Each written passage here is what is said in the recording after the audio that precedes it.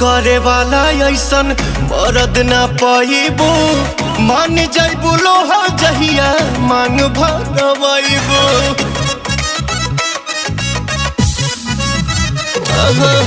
प्यार करे वाला ऐसन मरद ना पाइबो।